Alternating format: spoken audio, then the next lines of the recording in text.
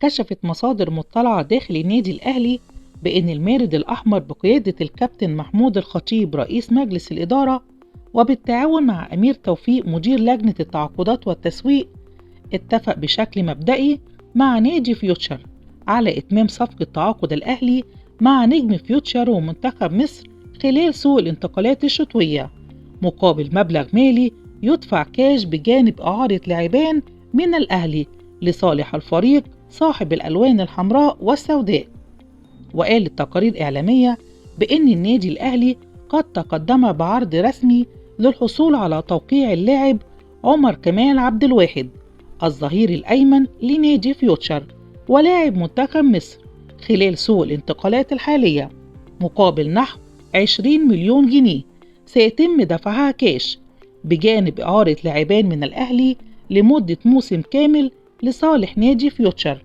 وهو الأمر الذي يرفع من القيمة المالية للعرض إلى أكثر من 25 مليون جنيه تقريباً.